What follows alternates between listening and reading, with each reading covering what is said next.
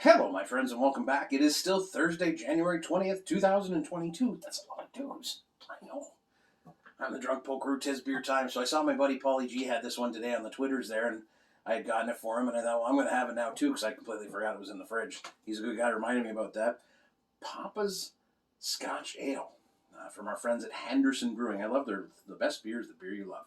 That's their slogan there. That's an homage to when Ernest Hemingway lived in Toronto. From was it 20 to 24, so it's kind of cool. I mean, they get into a bunch of things about where he lived and how it shaped his writing style. There's a QR code on the back, so you can find out more. That's cool. I mean, I'm more interested in Hemingway's drinking prowess and his writing prowess some days, but that's okay too. Yeah, I don't know. I love a good Scotch ale. Pretty big, 8% in the ABVs. I got to make dinner, but I was like, I'm gonna have a quick beer before I make dinner.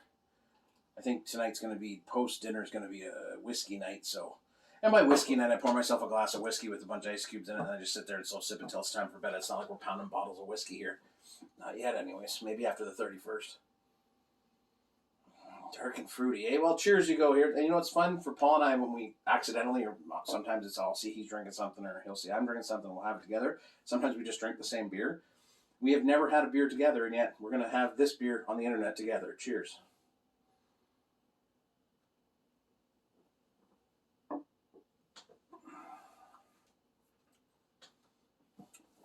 That's lovely.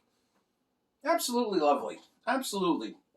So you are getting like this kind of a caramelly, bit of a spice, dark fruits, like an earthy chocolate. Paulie call it earthy chocolate. I'm thinking that. I feel that. Like this kind of bittersweet chocolate. That's really, really nice. Like it's smooth, and then there's like this bitterness on the back that lingers with like more of kind of that caramel kind of lingers back there. Wasn't that nice? You don't see a lot of Scotch ales around.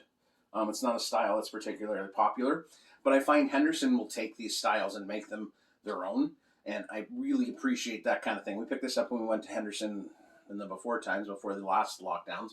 Yeah, I don't know.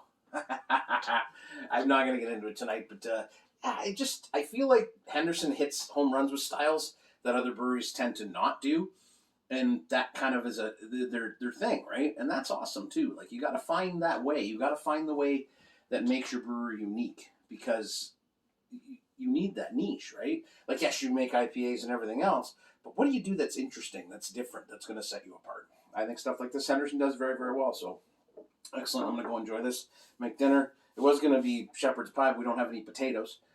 My family's from Prince Edward Island originally. How we don't have any potatoes in my house is beyond me. We completely dropped the ball there. My ancestors are disappointed, I would imagine. I mean, they're disappointed for other reasons too, but no potatoes in the house.